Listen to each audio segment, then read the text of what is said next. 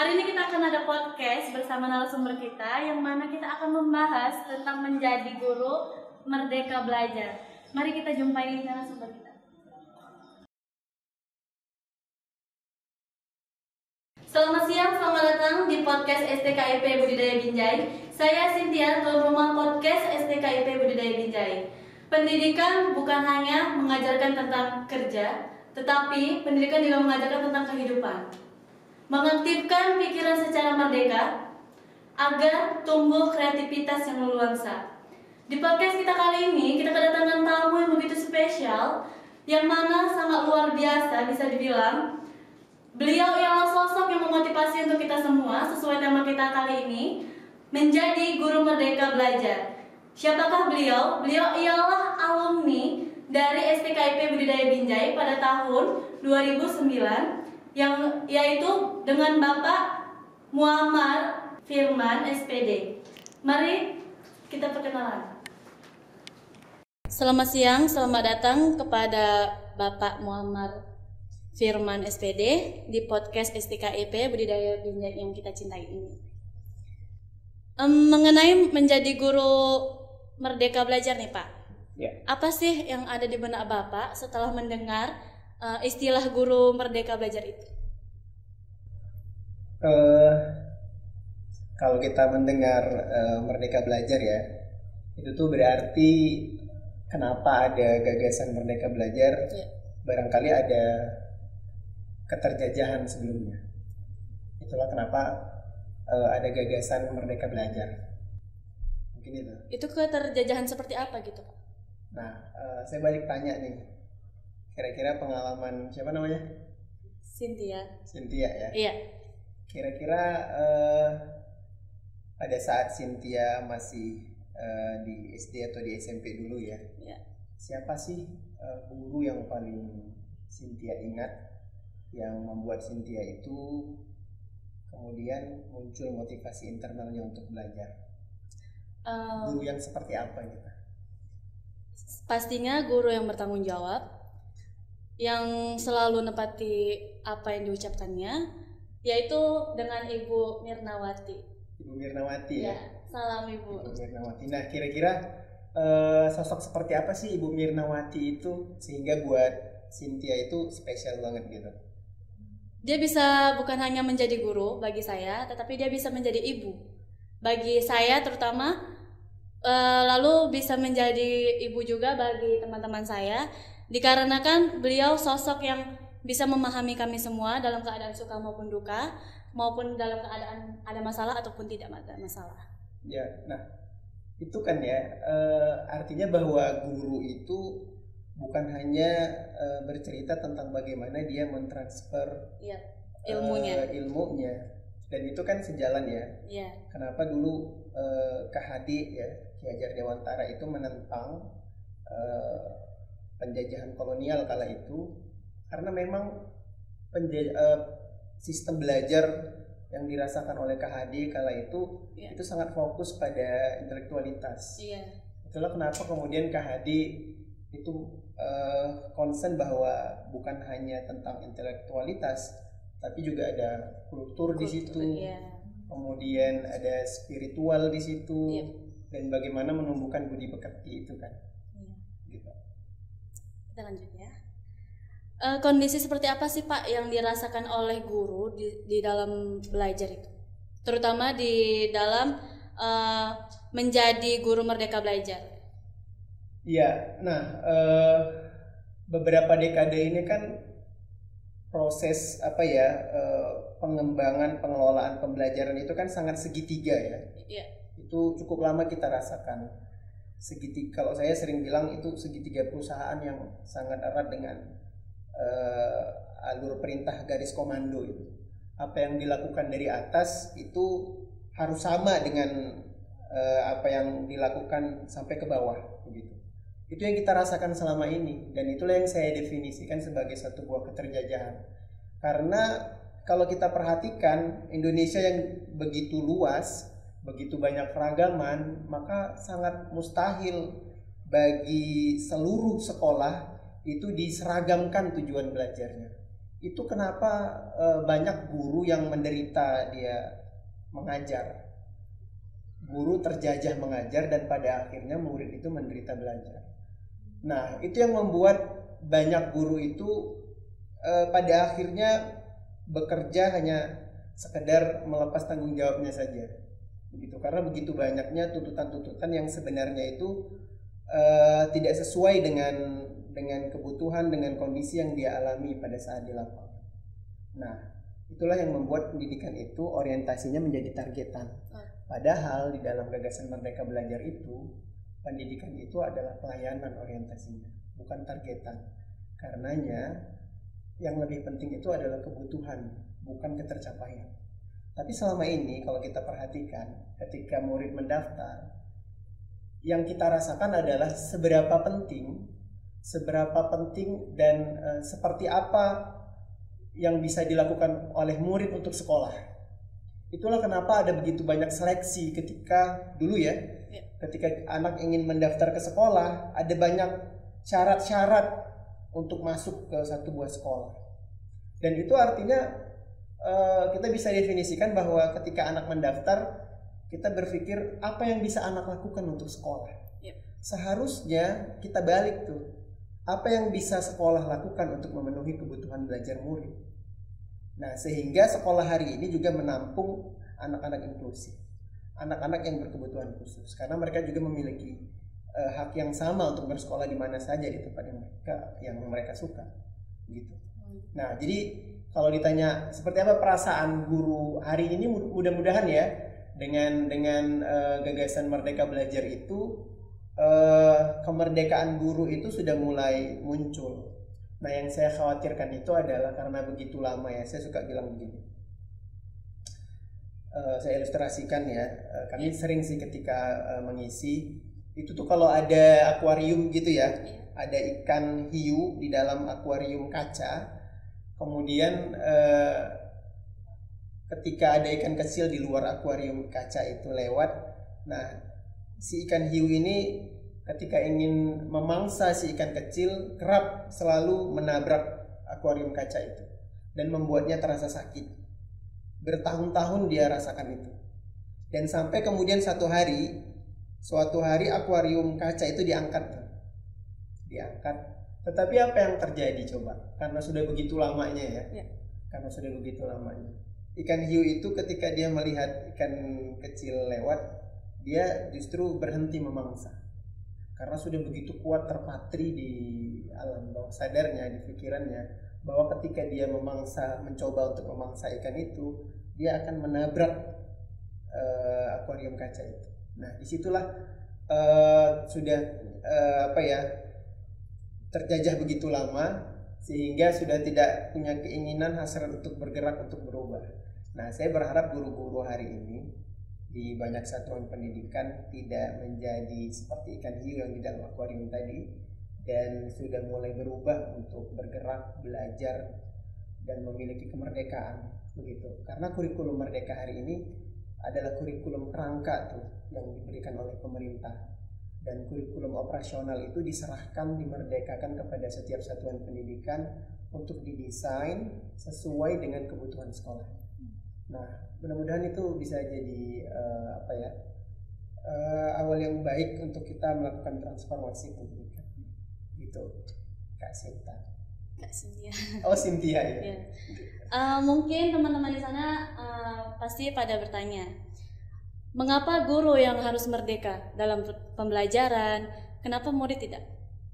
Ya, sebenarnya bukan hanya guru sih, semuanya harus merdeka. Jadi bukan hanya guru merdeka belajar, tapi juga murid merdeka belajar, yayasan merdeka belajar gitu tuh ya.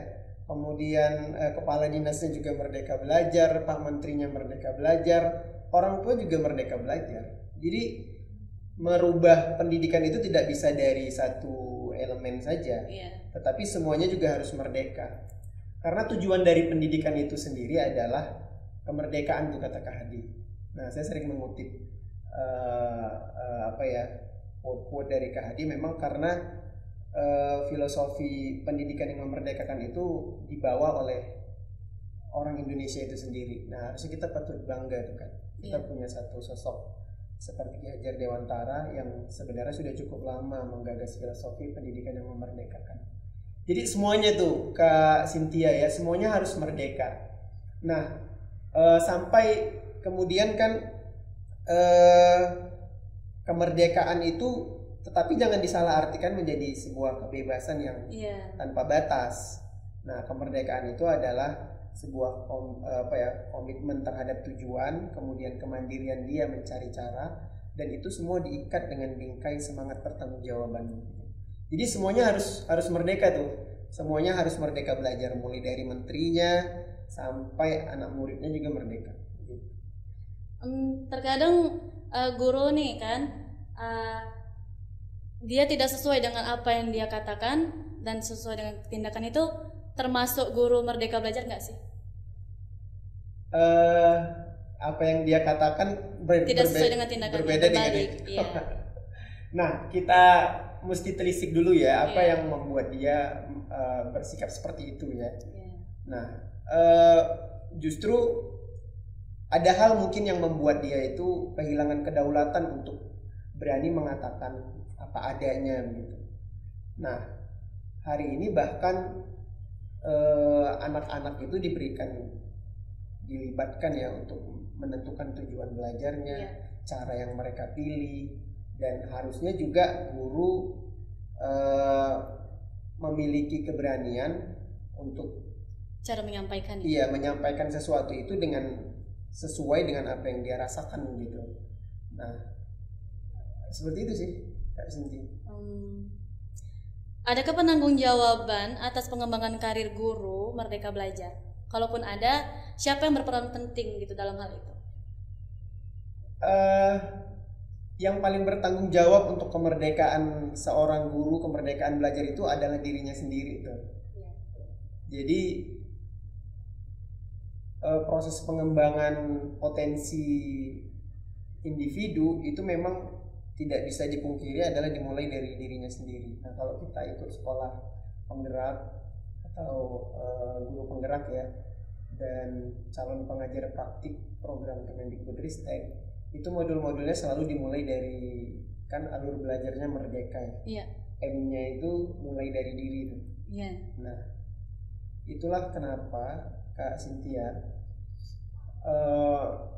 kenapa mulai dari diri itu penting, karena memang modal belajar itu ya, modal kemerdekaan itu bukan dari sekolah tuh, bukan dari guru.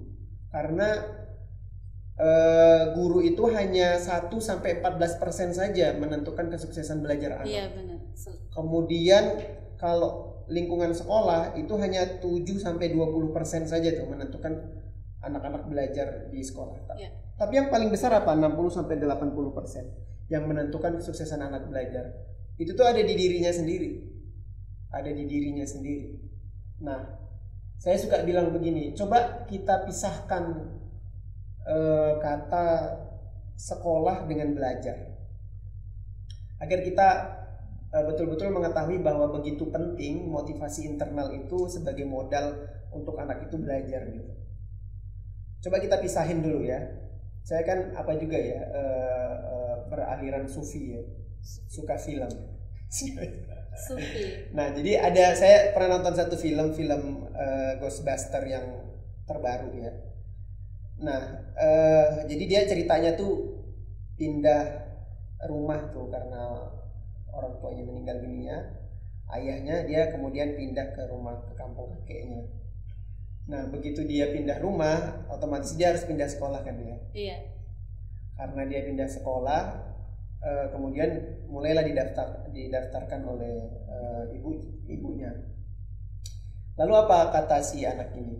Dia bilang, saya tidak mau masuk sekolah lagi.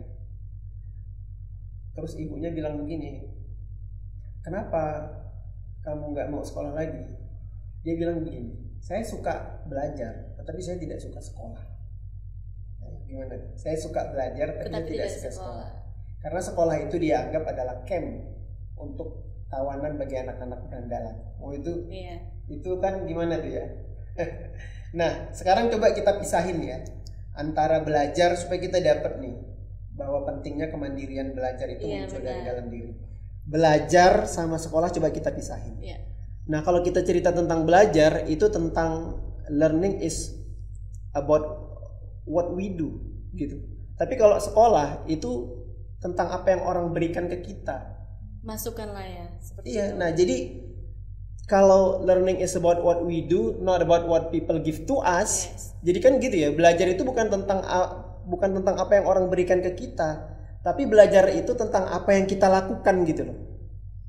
Nah, jadi kemandirian kita, kesadaran kita tahu mengapa kita harus belajar itu penting dimunculkan dari dalam diri setiap anak.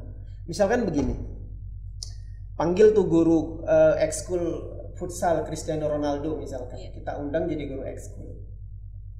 Tapi si anak cuma duduk doang nengokin gitu. Walaupun gurunya sehebat Cristiano Ronaldo, si anak tetap nggak bisa jago main karena dia cuma nengok doang gitu. Iya. Nah, tapi walaupun gurunya biasa dari Indonesia, si anak itu diberikan kemerdekaan untuk latihan, berekspresi, Bersosialisasi lah ya. iya, itu pasti akan berbeda hasilnya. Nah, jadi mulai dari diri itu yang paling penting kalau kita ingin melakukan perubahan, melakukan transformasi pendidikan dan semuanya ingin bergerak, maka yang paling penting adalah tergerak dulu dari dalam diri, lalu kemudian kita bergerak, lalu menggerakkan, dan mudah-mudahan akan berdampak. Gitu. Nah, untuk guru-guru nih, pastinya ingin tahu bekal apa sih ya yang ingin kalian tunjukkan, yang seharusnya kalian tunjukkan kepada siswa kalian. Nah, itu apa aja tuh Pak kira-kira bekal yang bisa kita bawa, kita tunjukkan kepada siswa kita supaya mereka dapat merekrut apa yang dibilang oleh guru tersebut yang disampaikan. Bekal yang harus dimiliki guru satu sih kalau menurut saya, itu yang paling penting, bahwa guru harus menunjukkan sikap teladannya sebagai sosok yang terus belajar, tidak pernah berhenti belajar. Bahwa guru itu boleh salah, gitu. Guru itu nggak harus selalu benar. Nah, karena hanya guru yang belajar yang layak untuk mengajar, dan guru itu belajar hingga akhir. Itulah kenapa di dalam agama pun diajarkan bahwa belajar itu dari buayan sampai liang lahat. Iya.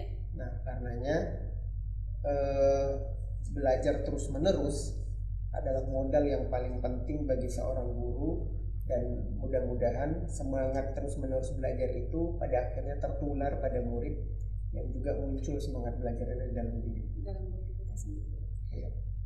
Terkait dengan guru Merdeka Belajar, bekal apa sih yang sudah Bapak capai selama menjadi guru Merdeka Belajar? Iya, jadi saya tuh ketemu dengan teman-teman komunitas guru belajar Nusantara itu di tahun 2019 ya. Itu belum COVID sih. Di Desember saya diundang, waktu itu ada temu pendidik di Seven Stars di pom bensin ya, dekat SPBU ya. Nah, di situ saya diundang dan kita diminta untuk menyampaikan keresahan kita sebagai seorang guru. Nah, saya melihat ada sesuatu yang aneh dari pertemuan itu. Yang biasanya kalau ada pertemuan itu kan yang mendominasi itu para panitia ya, yang berbicara. Tetapi ini tidak. Pada saat itu kita yang hadir diminta untuk menyampaikan segala macam unek-unek keresahan yang kita rasakan selama menjadi guru.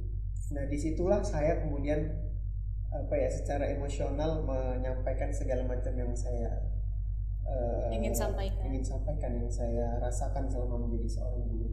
Bagaimana bahwa sebagai seorang guru itu saya merasa kehilangan kedaulatan dan keberanian untuk mengucapkan fakta dan peristiwa yang sesungguhnya, bahwa ujian nasional itu kala itu ya erat dengan sandiwara tuh. Bahwa tujuan belajar itu seperti diseragamkan. Kita merasa terjajah dari sisi tujuan kita belajar, bahwa anak-anak belajar itu hanya untuk lulus ujian nasional. 3 tahun upaya mereka belajar itu ditentukan oleh 3 hari pada saat mereka melakukan ujian nasional itu. Nah, segala macam keresahan saya sampaikan di situ sampai pada titik saya kok sepertinya merasa nyaman begitu berada di dalam komunitas itu. Nah, disitulah kami mulai aktif mengajak teman-teman yang lain untuk mengkampanyekan gagasan Merdeka Belajar itu ke teman-teman guru, dan itu memang benar-benar sedikit sekali tuh kalau kita undang guru-guru yang datang itu paling cuma 5 orang, 6 orang gitu, sedikit sekali. Tapi karena kemerdekaan kita tidak ada sesuatu di balik apa yang kita lakukan selain memang niat tulus kita untuk menyebarkan Merdeka Belajar. Lama-lama kemudian pelan sampai kemudian Menteri Pendidikan ya Nadiem Makarim itu kan mengumpulkan begitu banyak komunitas-komunitas dan praktisi-praktisi pendidikan ketika beliau menjadi menteri ya. Nah, sampai kemudian salah satu yang diambil dari Pak Menteri, Pak Nadiem Makarim adalah gagasan Merdeka Belajar itu.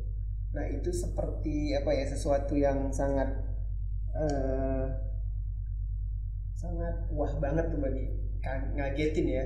Karena apa yang kita perjuangkan ternyata itu disupport banget dan didukung, bahkan dipakai oleh Menteri Pendidikan. Nah, dari situ kita semakin semangat dong bergeraknya ke sekolah gitu. Nah, sampai kemudian kemarin di tahun 2021 ya atau 2022 awal saya diminta untuk menggantikan Ibu Ermawati yang sebelumnya beliau ketua KGBN Binjai ya. Karena beliau ke provinsi, saya diminta untuk melanjutkan amanah sebagai ketua komunitas guru belajar Nusantara di Binjai gitu. Nah, dari situ sih awal saya itu bertemu dan aktif pada akhirnya concern di gagasan Merdeka Belajar itu. Gitu.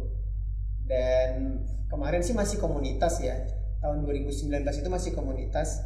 Di tahun 2000 baru resmi menjadi organisasi profesi. KGB itu resmi menjadi organisasi profesi seperti PGRI, seperti IGI. Nah itu. Dan sekarang usia KGB sih masih sebagai organisasi profesi masih 2 tahun sih. Tetapi sebagai sebuah komunitas itu sudah sejak 2016. Itu Ibu Najila Shihab itu kan pendirinya ya. Yayasan Guru Merdeka Belajar. Itu sudah mengkampanyekan gagasan Merdeka Belajar itu. Mengenai tentang KGBN tadi ya, kegiatan apa sih yang membuat untuk meyakinkan untuk guru-guru merdeka supaya mau masuk dan mempelajari itu? Oke. Ya, kegiatan di komunitas yang paling sering kita lakukan itu berbagi praktik baik. Nah, kita ada channel YouTube KGBN Binjai, channel YouTube-nya.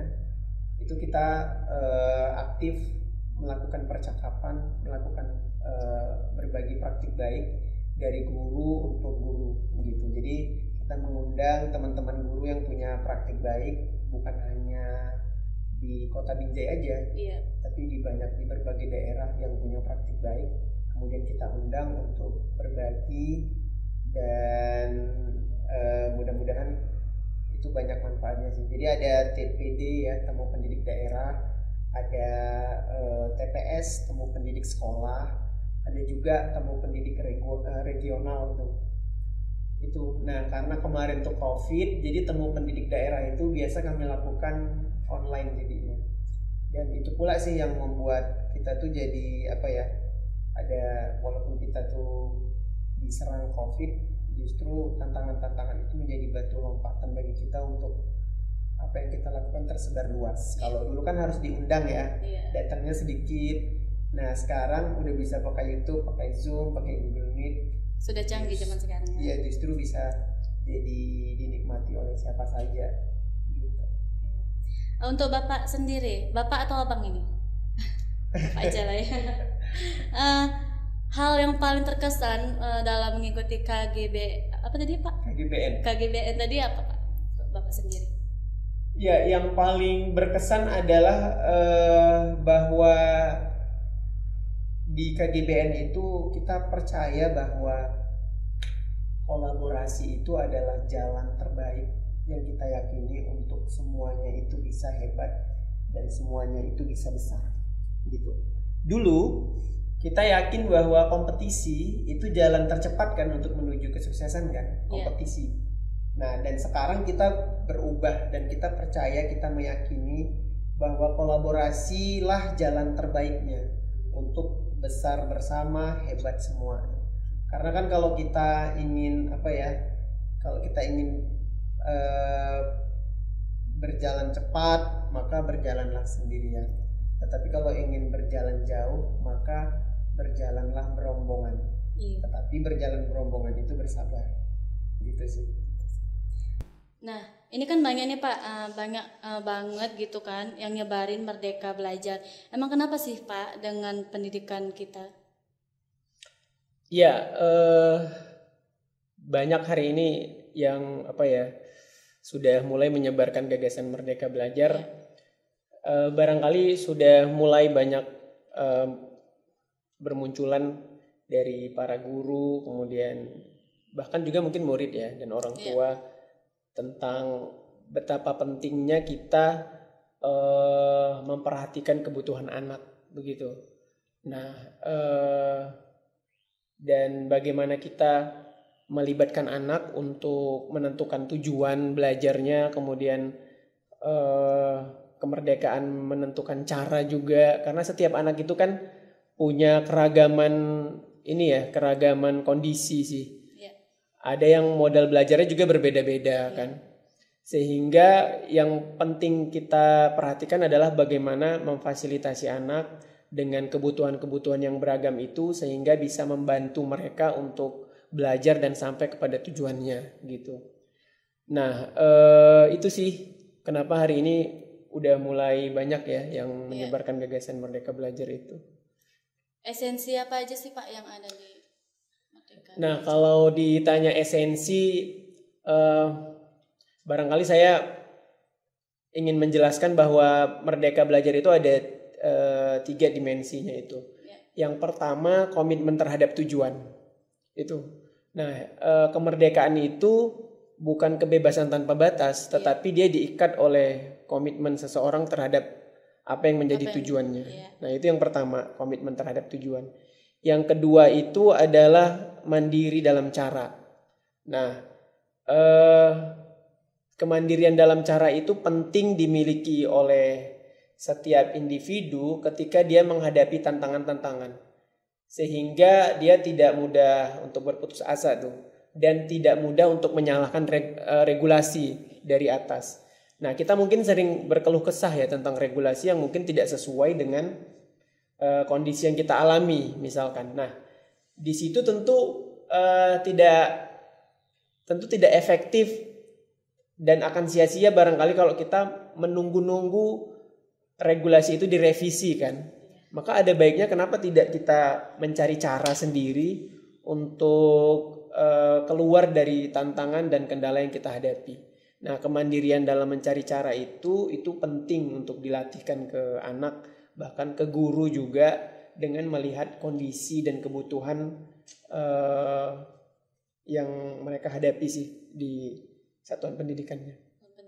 Kemudian yang ketiga, satu lagi adalah refleksi. Nah, ini yang penting. Refleksi ini bukan hanya penting buat guru, tetapi juga buat anak. Kemampuan refleksi itu kan kemampuan yang sebenarnya di dalam taksonomi Bloom's itu tuh tingkatan tertinggi itu.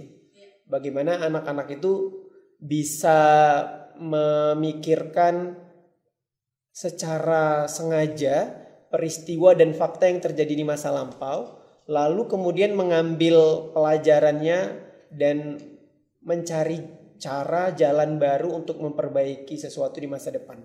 Nah, kemampuan berefleksi itu tuh penting untuk dilatih ke anak-anak. Bagaimana mereka bisa melihat apa yang sudah mereka lewati di masa lalu, kemudian mereka ingin melakukan perubahan untuk menjadi lebih baik di masa depan. Nah, itu yang jarang sekali kita temukan di sekolah. Anak-anak itu jarang diminta untuk berefleksi begitu. Padahal berefleksi itu kan tentang bagaimana kita memanfaatkan cermin, bukan teropong gitu. Iya. Sehingga anak-anak bisa melihat seperti apa dirinya dan apa yang harus dia rubah dari dalam dirinya gitu. Itu 3 dimensi kalau kita ingin bercerita tentang Merdeka Belajar itu. Mengapa sih Pak harus menjadi guru Merdeka Belajar? Ya, nah pertanyaan ini yang paling esensi sebenarnya menurut saya. Kalau di dalam itu ya Golden Circle itu Golden Circle-nya Simon Sinek itu, pertanyaan yang paling sulit itu adalah menjawab pertanyaan why itu, mengapa. Ada itu the power of why. Jadi kalau kita ditanya apa sih mengajar itu mudah dijawab. Kemudian kalau ditanya bagaimana cara mengajar, itu juga mungkin kita mudah menjawabnya. Tapi kalau kita ditanya mengapa Anda mengajar gitu. Nah, kalau ditanya mengapa, itu kita sejenak akan merenung dulu gitu.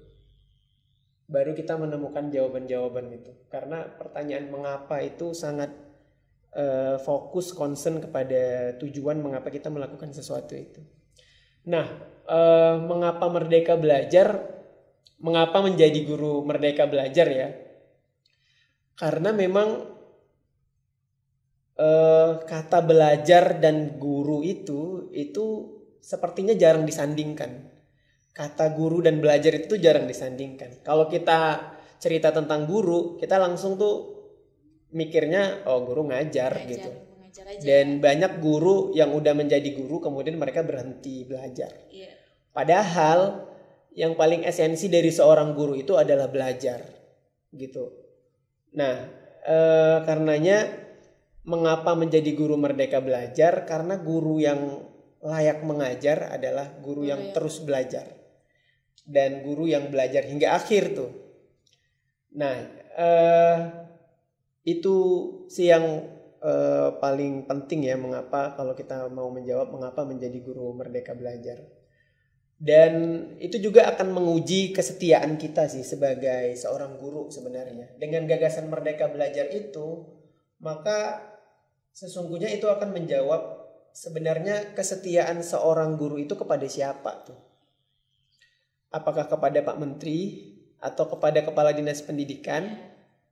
Kira-kira kepada siapa kesetiaan seorang guru itu ditunjukkan? Kalau saya tanya Kak Cynthia itu. Iya. Kepada siapa? Kalau menurut saya sih ditunjukkan kepada diri sendiri sih. Kepada diri sendiri. Iya. Nah, jadi tanpa Menteri Pendidikan seorang guru itu masih bisa ngajar tuh. Iya. Tanpa Kepala Dinas Pendidikan guru juga masih bisa ngajar.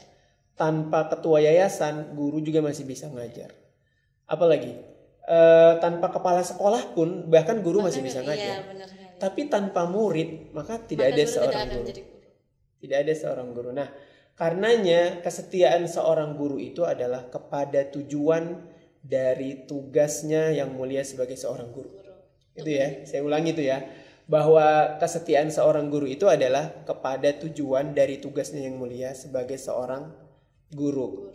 Dan objek dari kesetiaan itu adalah murid dan murid. Nah, itu yang sering diulang-ulang oleh Bapak Iwan Sahril ketika beliau sering memberikan sambutan di banyak kegiatan-kegiatannya bahwa kesetiaan seorang guru itu pada murid dan murid. Begitu.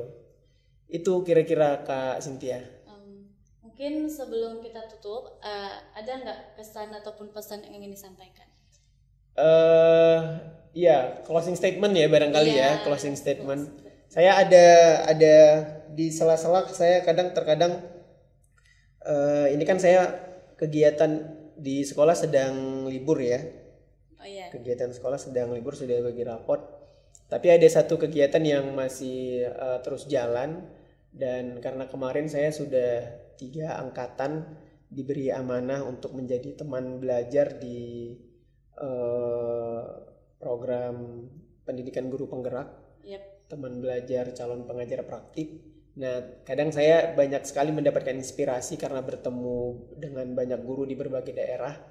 Kemarin terakhir saya ketemu dengan teman-teman di Madura, di Sampang. Nah, itu juga sangat berkesan bagi saya karena banyak mendapatkan praktik baik, referensi, juga keresahan yang mereka alami. Abu Azam ya, Facebooknya, iya.